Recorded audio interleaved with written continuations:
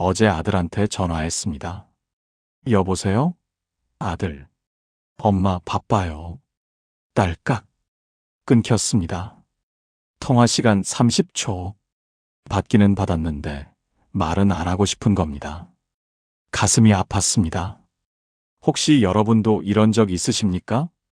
명절에 자식이 왔는데 2시간 만에 가버렸다. 처가집도 가봐야 해서요. 1년에 한 번 보는 건데 2시간도 못 있나 싶었다. 전화하면 바쁘다 하고 찾아가면 부담스러워하고 뭘 해줘도 고맙다는 말이 없다. 그래서 생각합니다. 내가 뭘 잘못 키웠나? 왜 우리 자식만 이럴까? 친구 자식들은 잘하던데. 많은 분들이 이렇게 삽니다. 자식 때문에 가슴 아파하며. 그런데 저는 며칠 전 한 할머니를 만났습니다. 78이신데 표정이 참 편안하셨습니다. 자식 이야기를 물었더니 이렇게 말씀하셨습니다. 자식이 잘 지내면 그걸로 됐어요. 나한테 잘하든 못하든 그건 중요하지 않아요. 어떻게 저렇게 담담할 수 있을까? 오늘은 그 이야기를 해볼까 합니다. 자식에게 상처받지 않고 사는 법. 자식한테 하지 말아야 할 것들. 3가지입니다. 아주 작은 것들인데 자식과의 관계를 무너뜨립니다. 혹시 그 중에 여러분 이야기가 있는지 조용히 들어보시면 좋겠습니다. 김영숙 여사님은 올해 74이십니다. 아들 2을 키우셨어요. 평생 자식 뒷바라지만 하셨습니다. 큰아들 대학 보내려고 새벽 시장에 나가셨고, 둘째 아들 결혼 비용 대려고 집까지 팔았습니다. 여사님은 생각하셨답니다.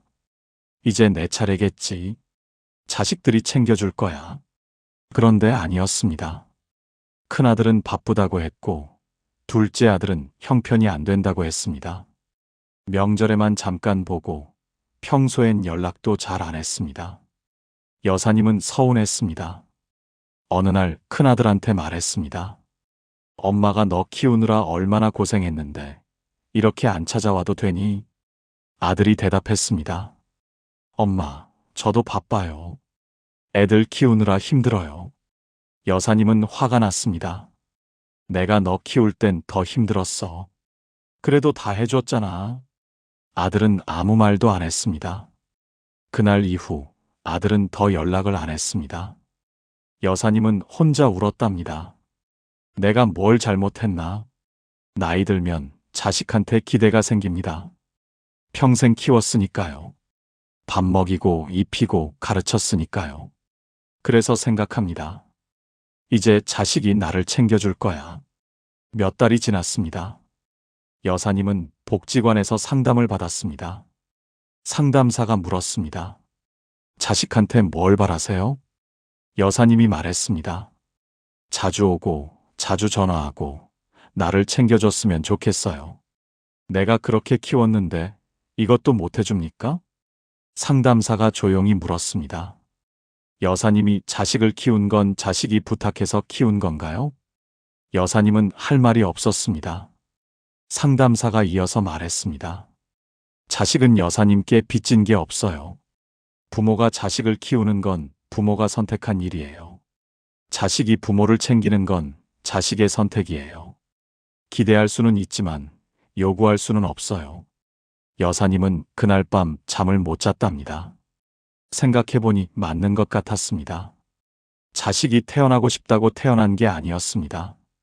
자기가 낳았고 자기가 키우기로 한 거였습니다. 그런데 자식한테 은혜를 갚으라고 했던 겁니다. 다음 날부터 여사님은 달라지셨답니다. 아들한테 전화했습니다. 요즘 어떻게 지내니? 바빠요, 엄마. 예전 같으면 그래도 엄마한테 전화는 해야지 했을 텐데 이번엔 달랐습니다. 그래, 몸은 괜찮니? 네, 괜찮아요. 그럼 됐다. 바쁘면 끊어. 전화를 끊었습니다. 서운하지 않았습니다. 바쁘구나. 할 수 없지. 이렇게 생각하니 마음이 편했습니다. 한 달쯤 지났을 때 큰아들한테 전화가 왔습니다. 엄마, 주말에 갈게요. 여사님은 놀랐습니다. 왜? 무슨 일 있어? 아니요. 그냥 뵙고 싶어서요. 요즘 엄마가 달라지신 것 같아서요. 여사님은 물었습니다. 내가 뭐가 달라졌는데? 예전엔 자꾸 서운하다고 하셨잖아요. 근데 요즘은 그런 말 안 하시니까 오히려 더 걱정되고 보고 싶어요. 여사님은 그제야 알았답니다. 자식한테 기대를 말하면 자식이 부담스러워 한다는 걸요. 기대를 내려놓으니 자식이 편해졌고 자식이 편해지니 오히려 더 자주 온다는 걸요. 심리학에서 이런 연구가 있답니다. 부모의 기대가 클수록 자녀는 죄책감을 느낀답니다. 죄책감이 크면 회피하게 된답니다. 만나면 서운한 소리 들을 것 같으니까 아예 안 만나는 겁니다. 반대로 기대가 없으면 자녀는 편안해진답니다. 편안하면 오히려 더 찾아온답니다. 여사님 말씀이 이랬습니다. 자식한테 잘해달라고 하면 자식이 도망가더라고요. 그냥 내버려 두니까 자식이 오더라고요. 요즘 여사님은 자식한테 아무것도 바라지 않으신답니다. 전화 안 와도 괜찮고, 안 찾아와도 괜찮고, 챙겨주지 않아도 괜찮습니다. 그랬더니 자식들이 먼저 연락한답니다. 엄마, 괜찮으세요? 여사님은 짧게 대답하십니다. 응, 괜찮아. 기대를 내려놓으니 관계가 편해졌습니다. 이정숙 여사님은 올해 72이십니다. 딸 하나를 키우셨습니다. 여사님은 딸한테 자주 이런 말을 했답니다. 내가 너 키울 때는 밤새 일했어. 내가 대학 갈 때는 빚까지 내서 보냈어. 그런데 넌 엄마한테 이것도 못 해줘? 딸은 처음엔 미안해 했습니다. 엄마, 죄송해요. 제가 바빠서 그래요. 그런데 점점 지쳐갔습니다. 만날 때마다 과거 이야기만 하니까요. 내가 너 키울 때 내가 너 때문에 내가 얼마나 고생했는데. 딸은 결국 전화를 잘 안 받게 됐습니다. 여사님은 서운했습니다. 내가 사실만 말했는데 왜 저러나. 어느 날 딸이 찾아왔습니다. 얼굴이 굳어 있었습니다. 엄마, 할 말이 있어요. 여사님은 반가웠습니다. 오랜만에 오는 거니까요. 딸이 천천히 말했습니다. 엄마, 제발 과거 얘기 좀 그만하세요. 엄마가 저 키운 거 압니다. 고생하신 것도 압니다. 그런데 그걸 계속 말씀하시면 저는 평생 빚진 것처럼 살아야 해요. 저도 지금 애 키우느라 힘들어요. 근데 엄마가 자꾸 그러시니까 엄마 보기가 무거워요. 여사님은 놀랐습니다. 내가 그렇게 말했나? 딸이 이어서 말했습니다. 엄마가 저 키운 건 엄마 선택이에요. 전 엄마께 키워달라고 부탁한 적 없어요. 감사하게 생각해요. 근데 그걸 비처럼 말씀하시면 저는 숨이 막혀요. 그날 딸은 울면서 갔습니다. 여사님은 며칠 동안 생각했답니다. 내가 잘못했나? 딸 말이 자꾸 맴돌았습니다. 엄마가 저 키운 건 엄마 선택이에요. 생각해보니 맞았습니다. 자기가 낳았고 자기가 키우기로 한 거였습니다. 그런데 자식한테 비처럼 들먹였던 겁니다. 과거를 무기로 쓰고 있었던 겁니다. 다음에 딸을 만났을 때 여사님이 먼저 말했습니다. 지난번에 내 말 들으니까 엄마가 미안하더라. 과거 얘기 많이 했지? 이제 안 할게. 딸이 울었습니다. 엄마, 괜찮아. 엄마가 잘못 생각했어. 너 키운 건 엄마가 하고 싶어서 한 거야. 내가 갚을 필요 없어. 딸이 여사님을 안았습니다. 엄마, 사랑해요. 그날 이후 둘의 관계가 달라졌답니다. 만나도 편하고 전화해도 편하고 아무것도 안 해도 편했습니다. 노년학 연구에서 나온 결과가 있습니다. 과거를 들먹이는 부모일수록 자녀와의 관계가 나빠진답니다. 반대로 과거를 언급하지 않는 부모일수록 관계가 좋아진답니다. 왜일까요? 과거는 자녀를 묶어두기 때문입니다. 내가 너 때문에라는 말은 자녀를 자유롭게 하지 않습니다. 평생 빚진 것처럼 살게 만듭니다. 여사님 말씀이 이랬습니다. 과거를 계속 말하면 자식이 짐을 지게 되더라고요. 그 짐이 너무 무거우면 자식이 도망가요. 내려놓으니까 자식이 오히려 더 잘해줘요. 요즘 여사님은 딸한테 과거 이야기를 안 하신답니다. 내가 너 키울 때 이런 말 안 하십니다. 대신 이렇게 말씀하신답니다. 너 키우면서 행복했어. 고마워. 과거를 빚이 아닌 선물로 말씀하신답니다. 그랬더니 딸이 더 자주 온답니다. 과거는 추억이지 빚이 아니었습니다. 박명희 여사님은 올해 76이십니다. 아들 하나를 키우셨습니다. 여사님은 아들한테 자주 이런 말을 했답니다. 옆집 아들은 일주일에 한 번 온대. 넌 왜 한 달에 한 번도 안 와? 친구 아들은 용돈도 준대. 넌 용돈도 안 주니? 남의 집 아들은 엄마 데리고 여행 간대. 우린 언제 가니? 아들은 처음엔 참았습니다.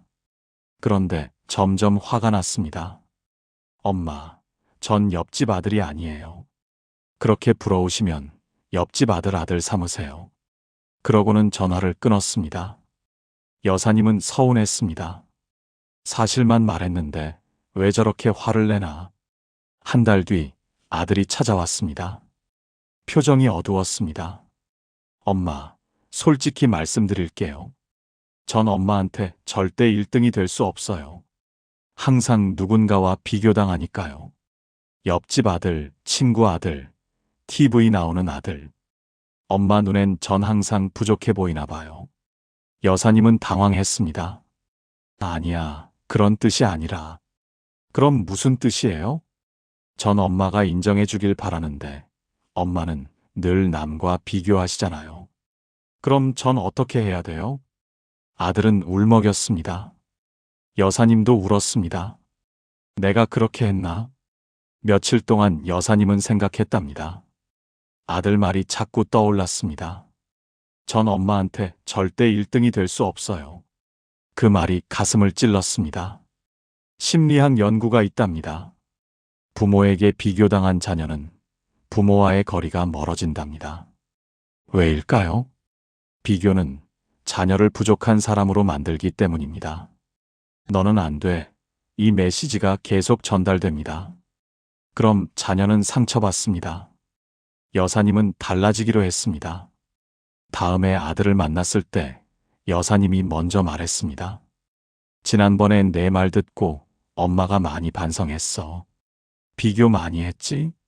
미안해. 아들이 놀랐습니다. 엄마가 사과하시는 건 처음이에요. 엄마가 잘못 생각했어. 넌 옆집 아들이 아니라 엄마 아들이잖아. 그걸 잊고 있었어. 아들이 울었습니다. 엄마, 전 그 말이 듣고 싶었어요. 전 엄마 아들로 괜찮냐고, 잘하고 있냐고. 여사님이 말했습니다. 잘하고 있어. 충분히 잘하고 있어. 아들이 여사님을 안았습니다. 그날 이후 여사님은 비교를 안 하셨답니다. 남의 자식 이야기를 아들한테 하지 않으셨습니다. 대신 이렇게 말씀하셨답니다. 너는 잘하고 있어. 엄마는 그걸로 충분해. 그랬더니 아들이 더 자주 왔답니다. 전화도 자주 했답니다. 엄마, 저 잘하고 있죠? 그럼 잘하고 있지. 여사님 말씀이 이랬습니다. 비교하니까 자식이 작아지더라고요. 인정하니까 자식이 커지더라고요. 요즘 여사님은 아들을 남과 비교하지 않으신답니다. 아들은 아들일 뿐입니다. 아들은 비교 대상이 아니라 엄마의 아들이었습니다. 김영숙 여사님은 자식한테 기대를 말하지 않습니다. 그랬더니 자식이 오히려 더 챙깁니다. 이정숙 여사님은 과거를 꺼내지 않습니다. 그랬더니 딸이 편하게 찾아옵니다. 박명희 여사님은 아들을 비교하지 않습니다. 그랬더니 아들이 자주 전화합니다. 세 분 모두 작은 것만 바꿨습니다.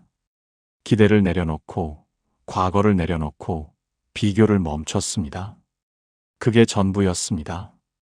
자식 때문에 가슴 아픈 분들이 많으십니다. 평생 키웠는데 잘해주지 않는다고요.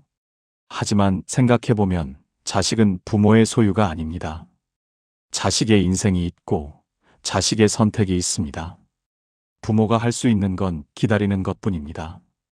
기대하지 않고, 과거를 들먹이지 않고, 비교하지 않고, 그냥 있는 그대로 인정하는 것. 그게 자식을 사랑하는 방법인 것 같습니다. 여러분의 자식은 어떻게 지내고 있습니까?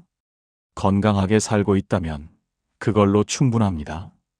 엄마한테 잘하든 못하든 그건 중요하지 않습니다. 오늘도 함께 해주셔서 고맙습니다. 오늘 이야기가 조금이라도 마음에 와닿으셨다면 아래 하트 모양 버튼, 좋아요 버튼 한번 눌러주세요. 그리고 구독 버튼도 눌러주시면 다음 이야기도 놓치지 않고 들으실 수 있습니다. 또 만나요.